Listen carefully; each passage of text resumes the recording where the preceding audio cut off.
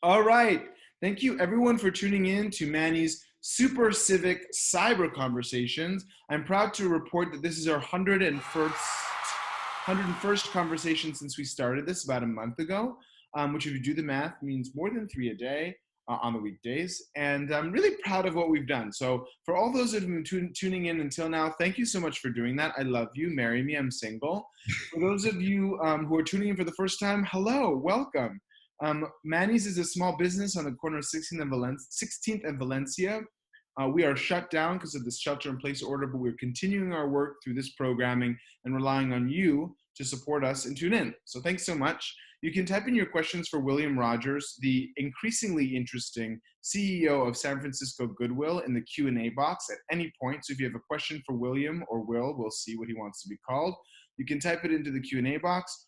And please tag us at Welcome to Manny's. And finally, if you are compelled at any point in this conversation to support Manny's, you can click the link in the chat box, joinit.org/o/Manny's. And operator, why don't we put the link to donate to Goodwill, the San Francisco Goodwill, in the chat box as well right now for anyone who feels compelled during this conversation to support our Goodwill. Will and William. Do you go by Will or William? I go by Will. Okay, my first question for you, Will, is you graduated with a degree in rhetoric, and I don't know what the fuck that means. What the hell is a degree in rhetoric? And can you teach it to me? It's the study of persuasion. So how do you get a degree in that? Well, it's more rigorous than English. So it like incorporates philosophy and all sorts of different things. It's like a hodgepodge of things, but UC Berkeley has a degree in it. And I did it and I loved it and I got my degree in it. How have you utilized your degree in rhetoric, i.e. persuasion, in your illustrious professional career? That's a great question. I think you use it a lot. I do. I use it. I use sort of the analytical skills that I learned, and sort of, as people come at me with certain types of things, and they're trying to persuade me of things, I'm able to sort of dissect their argument and look at what they're trying to do. So, in those ways, yeah, and that's kind of everyday life. Yeah.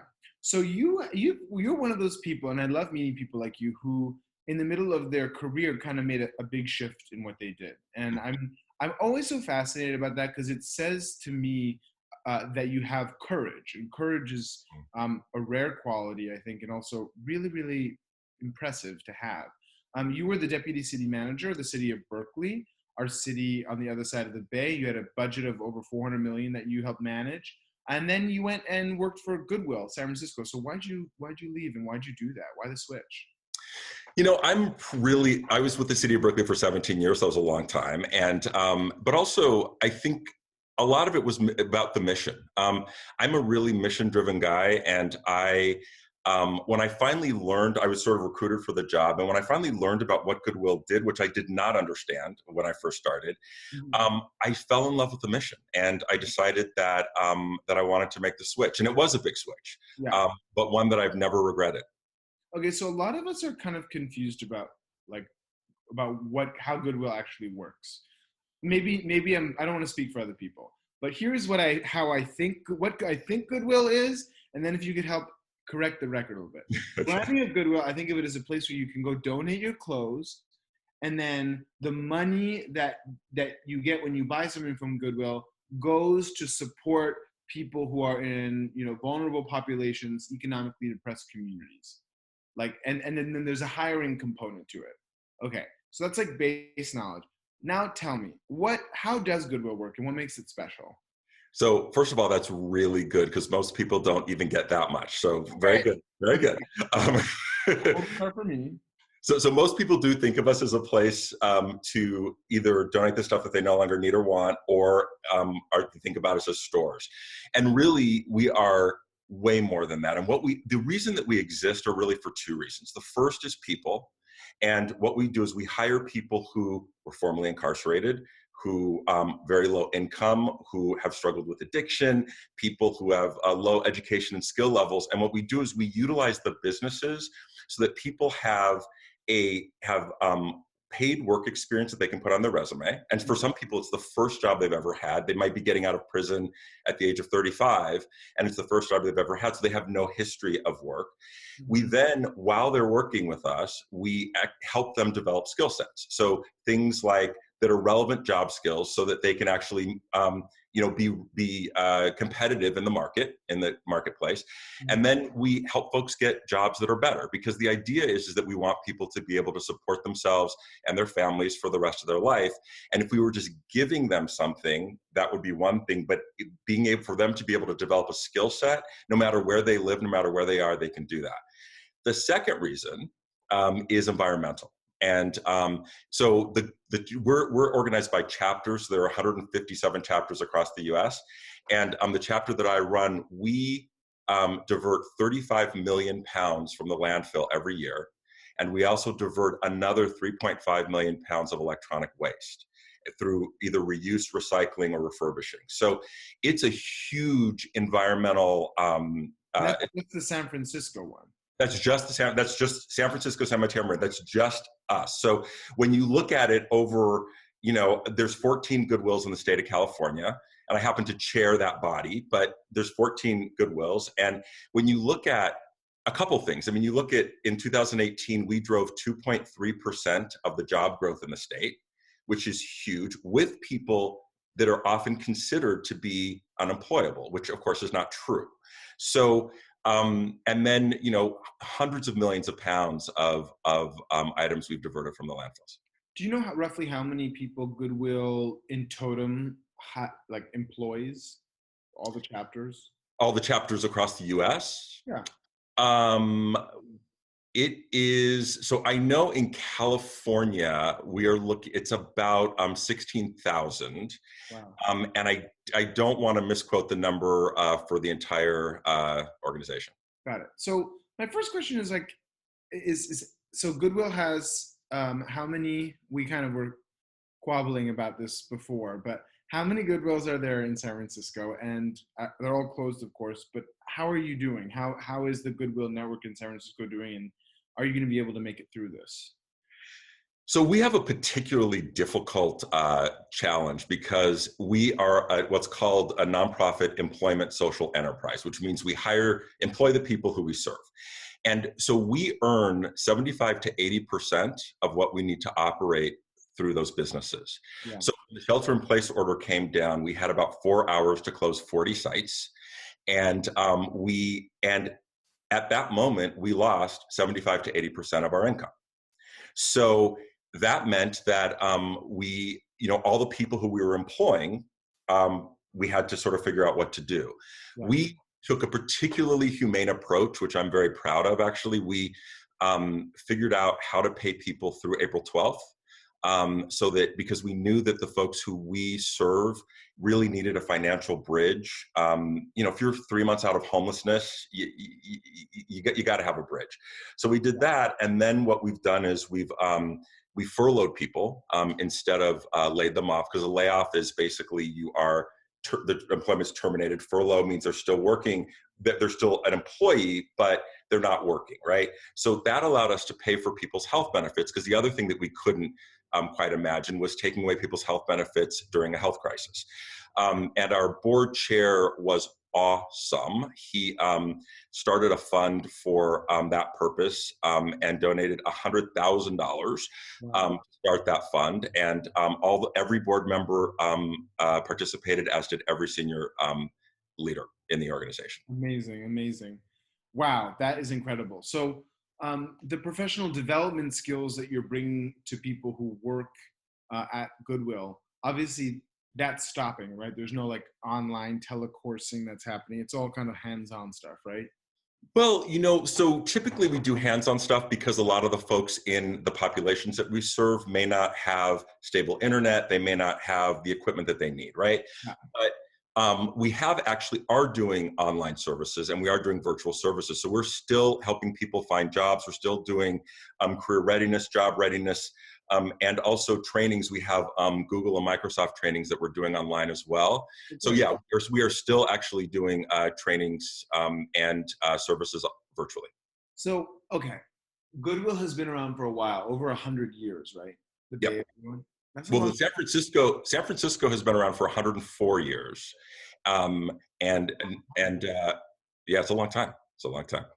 Are we one of the oldest? We are one of the oldest. It was originally 1902 in Boston, but we are one of the oldest. Interesting. Go us. Go on. Yeah. In that 104-year time, I'm sure Goodwill has gone through its share of hardships, multiple world wars. If I'm doing my math correctly, maybe not, maybe just one world war. You have a pandemic, surely. Uh, there have been a lot of Earthquakes, financial earthquakes. downturns. Yes, yes. How has it been able to weather the storm before? And then how do you see yourself? Do you feel the responsibility being the CEO of San Francisco Goodwill now to make sure it weathers this storm? I feel a huge responsibility to make sure that we weather this storm. And I will tell you, so much of that is because of, we have so many folks who have been so successful having gone through Goodwill, that I feel a huge responsibility to make sure that we're here for another 100 years. So this is a particularly challenging time, but it's also, we're not, I mean, we're not, we're very used to difficult times. And I mean, we were born in a earthquake shelter, actually, when that's how we sort of got started. In And so, Boston? so we've always been, I'm sorry? In Boston? No, in San Francisco. Sorry, the Oh, San Francisco. Sorry, sorry. was it the 1906 earthquake? No. No, there was the 1906 earthquake, but then there were still people who were in shelters, and then there was another smaller earthquake, and so we decided, you know what, we're going to get this started here, which is great, right? So I think that so I do feel a huge amount of responsibility, and I also feel like we are folks who what we do is weather storms, right? Whether they're personal storms or collective storms, and so we're going to get through this one way or another, and we are going to need help with that. I mean, part of the challenge that we have is we're this weird hybrid because we're both a nonprofit and a business. And so what happens is that we're not eligible for example, a bunch of stuff in the CARES Act, Yeah. because if you have 500 or more employees, you're not eligible. And we have 600 employees. So, and we had to furlough 500 of those. So it's going to be a particular challenge. So tell me about that. I mean, I think businesses that are focused purely on profit are having a very have had it's very hard to do that. No, and it's increasingly hard with everything that's going on in the world right now. Your business, like my business, actually, Mhm. is not it's not purpose. Its purpose is not profit. It has a secondary purpose that is more important than money. Actually, the primary purpose. So, how do you think it situates you in a moment of economic crisis to have that larger, greater purpose than money? I mean, I think it situates us well, in the sense that we don't get any profit, right? Every dollar that we earn goes directly into running the operations, and 90% of every dollar goes directly to programs, right? So I think it situates us very well. I think the challenge right now is that there's so much noise that people aren't able to really kind of go, okay, wait, a social enterprise nonprofit, what is that? What do you mean you have business? I mean, it's sort of difficult for people to wrap their brains around. Yeah. Um, uh, so I think, yeah, I think that we are, I think we're well positioned because of what we do. And because, as I said, we employ a lot of people. I know that across the state, Goodwill's of the 14 Goodwills, we about a little over 10,000 people were furloughed or laid off. It's a lot of people, right? And when you talk about folks who are much more likely to fall back into homelessness or, be involved, sort of reoffend or whatever the case is, it becomes a community issue that's really matters or should matter to everybody. Have you seen trends away from people like in the time that you've run Goodwill? How have you seen San Francisco? It's the trends shift in terms of people accessing Goodwill, depositing their clothes, purchasing stuff from Goodwill. the things people are donating? What are some of the trends you've seen? So I think we typically have an inverse relationship to the economy. So if the economy is really good, people are buying a bunch of stuff and then they're donating it. So our donations are higher. And when the economy is really good, fewer people are looking for work, right? But when the economy is not good, you have more people looking for work, more people shopping in the stores because they want to get something quality for less money, and you have fewer people donating because they don't have the means necessarily to continue buying things. So in this particular situation, and this is harder actually, I would say in some of the past downturns, we've seen a huge increase in the demand for our workforce development services, and we really are a workforce development organization.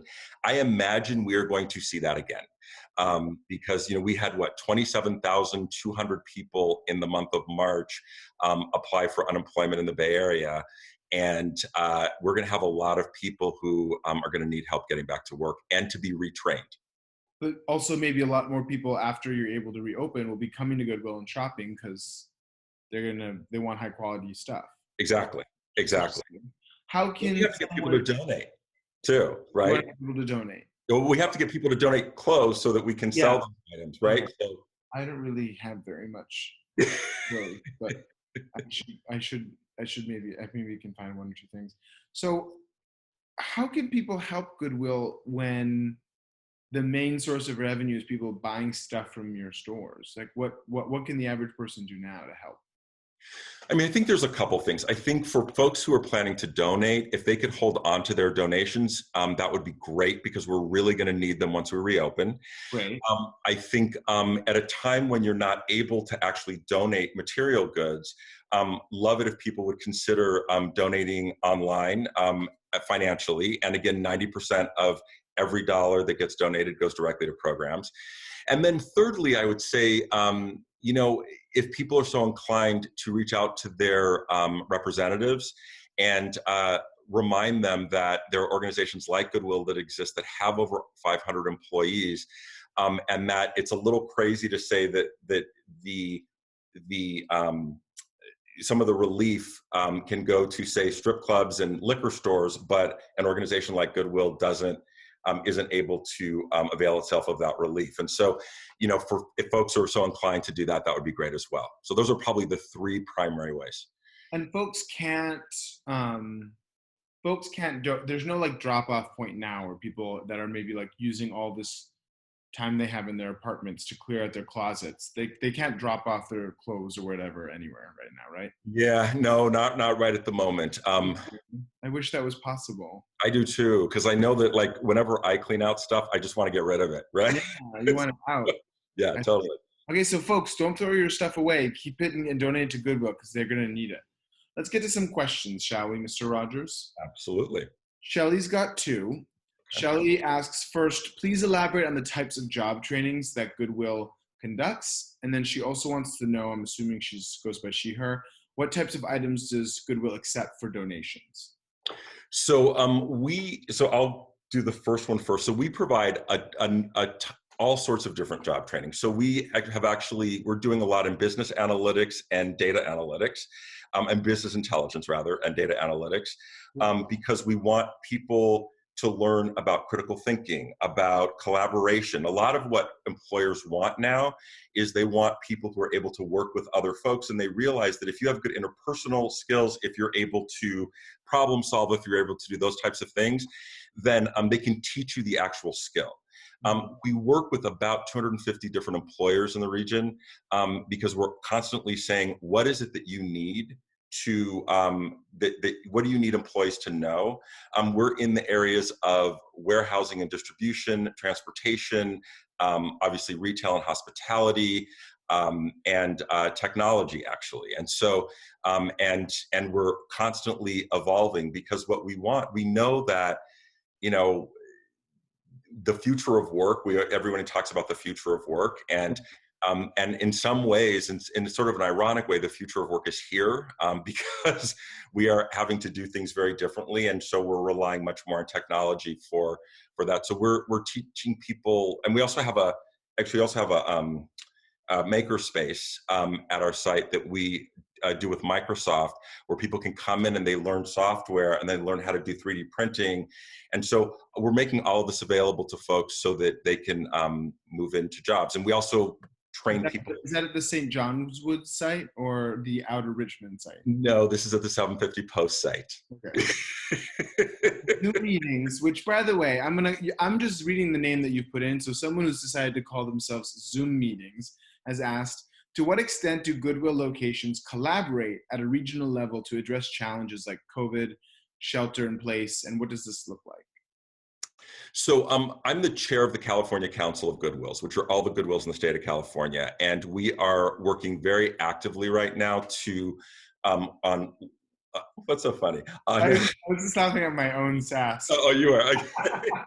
I'm sorry, I thought that was a funny joke earlier. I was like, I'm so funny, but I shouldn't have the question. So we're totally working at a statewide level and at a regional level. So all the Goodwills in Northern California meet, and then all of the Goodwills in the state of California meet, and we're working on legislation. We're working on how we can support one another to get through the COVID crisis. Got it. Tasha, first of all, Tasha it says TL baby. I guess the Goodwill that you were referencing is in the TL, right? On post? No. Oh yeah. Yes, Okay. we are. Yep. Okay. Tasha, you were not just in St. Francis Wood. Not just in St. Francis Wood. Good. How is Goodwill participating in the COVID-19 recovery efforts locally? Locally, so no, Tasha doesn't ask locally. Just how are they participating in the recovery efforts? So we are doing a couple different things. So like, for example, we have trucks, right? We have a fleet of trucks that we use and we are now working with the San Francisco Food Bank, and we have 5 of our drivers and 5 trucks that are going and helping to deliver food to folks who need food. So that's one of the ways. I'm also sitting on the mayor's COVID recovery, economic recovery task force, so that we can really start to look at how do we sort of stimulate jobs and get the economy rolling again. And we're always collaborating with other organizations to, if we've got something that folks can use during a crisis like this and we can make it work, we do that, because we care a lot about the community and the folks who are serving, and everybody, frankly, in the community. Got it. We have another twofer for you, William. First from Frank. Frank asks, when shelter in place ends, if I'm unemployed by the pandemic, how can I start working with you for unemployment services? And then also, I'll let you answer that question first. So you could easily go to our website at sfgoodwill.org, and we have a career services center where we have lots of jobs and lots of training opportunities. So if you were in a field that sort of the bottom dropped out, we can actually work with you to retrain you to do something else. Great. Awesome. And Frank's second question was, my neighbor bought a cool guitar from Goodwill online. Are you guys still selling online? We are selling online. We actually have an e-commerce business online where we are selling lots of great items, and shipping, usually you get your item within 3 to 4 days. Do you think that's the future? I think it's part of the future, yes, I do. Got it. Someone asked a question about formerly incarcerated and now it's gone. I don't know what happened. Did you pull it back? I'm going to ask it anyway because that was a good one. Someone asked about how most Goodwills around the country don't also hire formerly incarcerated, but SF Goodwill does. Is that true? So each Goodwill, so our basically our mission is to provide life options and second chances through training and the dignity of work, right? And so some people do that differently. You have some Goodwills who are maybe more focused on folks with intellectual and physical disabilities. You have some Goodwills that are focused on, it may be folks who are homeless or whatever the case is, right? Mm-hmm. So I think that San Francisco has always had a bent toward working with formerly incarcerated folks, but we actually work with everyone. And that's the other thing that makes us a little bit different from other nonprofits is, a lot of folks are like, this is what we do. We work with this population. We work with a really wide swath of folks, but the caller is right in that that not all Goodwills do that. Oh my God, John Ram's on the call. Hey, John. John says, do you know John Ram, the planning director, former planning Oh, director? I John do. says, great to see you both. I'm impressed with how both of you are weathering this insane storm. Will, I wonder if you have thoughts about folks without degrees and how we as a society should think differently about educating and training that large group of our population. I have a lot of thoughts about that. I actually, first, hi, John, and I have a lot of thoughts about that. I think what we do is we tend to think that people without degrees aren't as smart, or we tend to think that if people don't have as much money, that they didn't work as hard, or whatever the case is. And I absolutely reject that notion. I'm going to tell a quick story here, and hopefully I have time to do this. But we had a truck that was driving to Marin County. It went through the Robin Williams Tunnel. It got to the other side of the tunnel, and a gust of wind came and blew it over. It went down the ravine and burst into flames. So, What? right. So we have a driver that's stuck in the cab. He cannot get out. He can't open the doors, and he has to call somebody. Like, he has not much time, right? So who does he call? He calls our director of transportation, who was in prison for 10 years, who does not have a high school diploma, but a GED. And he said, what do I do? And Jesse talked him through breaking the window with the fire extinguisher and getting out of that truck. And if you could have seen the cab at the end, it was completely charred. So I went to I sort of started asking people. I said, who would you call if you were stuck in a burning car or truck? Oh And 911, well, you would have been dead in that situation, right? So you're sort of going back and forth. And what you realize is that Jesse has skills and education that maybe you're not learning at Berkeley or Stanford, but folks at Berkeley and Stanford may not have been able to get the guy out of the truck, right? So I have a tremendous amount of respect for the knowledge that people bring.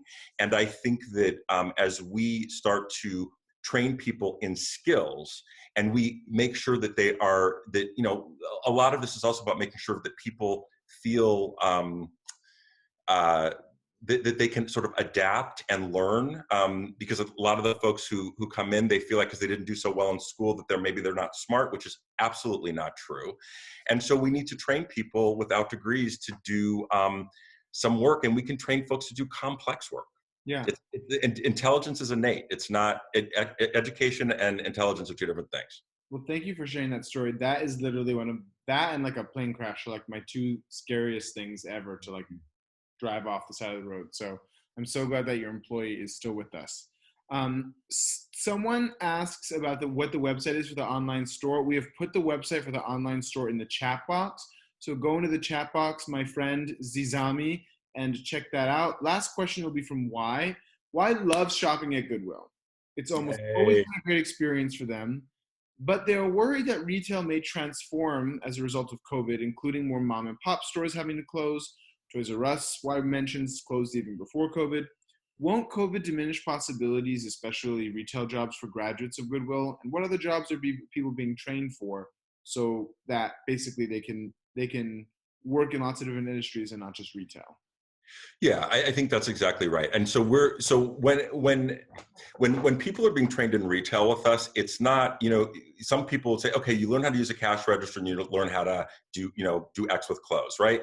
But what we're actually teaching people is that cash register has a point of sale system. That point of sale system has data. That data actually gets turned into reports, which help us figure out how we operate the business. So we're including everybody in those things because we never want someone to not have the skill set. And we're doing a lot of training in tech because we know that whether or not you go work for a tech company, tech is embedded in every job now. And so people have to be comfortable with the software that's out there. So we're constantly doing training in software as well. So I would say that the training that we're doing, we have lots of examples where somebody started with us in retail, but wound up getting their A+, M+, S+ certifications and wound up going to work in the IT field. But it's a place to start because when you're getting out of prison or you've just gotten off the street or you're in a halfway house or SRO, you need to be able to start somewhere. Got it. Will Rogers, really, really, I'm so impressed with you, and you have been saving so many lives and helping so many people. And those founders of Goodwill huddled in that earthquake shelter, I'm sure would be proud of you as well. Um, I have faith in you. I'm not worried about your ability to weather the storm. I'm not worried about your ability to prepare Goodwill for another 100 years. You clearly are thinking dynamically about the future, and there are a lot of people who are relying on you to do just that. So before we end, I just want to quickly plug the link to become a sponsor of Manny's. It's above my head. It's joinit.org/o/Manny's. Will became a sponsor right before this. Thank you, Will, for becoming a sponsor of Manny's. It's $36 a month. And just like Goodwill has its plans of how it's going to try to weather this storm, Manny's has our plan, and that's to have as many people become sponsors as possible so that we can make it through a long and slow recovery. It's $36 a month, like I said. It's also in the link in the chat box. So go to the chat box, click the link, and become a sponsor and support my small business. I'd really appreciate it. We're trying to get 36 sponsors by the end of the week. I'd also like to thank my team over here, Sam, Ram, and Jupiter. And just one more time, point you to this link. Finally, I also want to go back to the chat box and please donate to Goodwill because we want to make sure that Goodwill is open, alive, and thriving after all this is done. And Will, I want to end with giving you the final word. How would you like to close us out?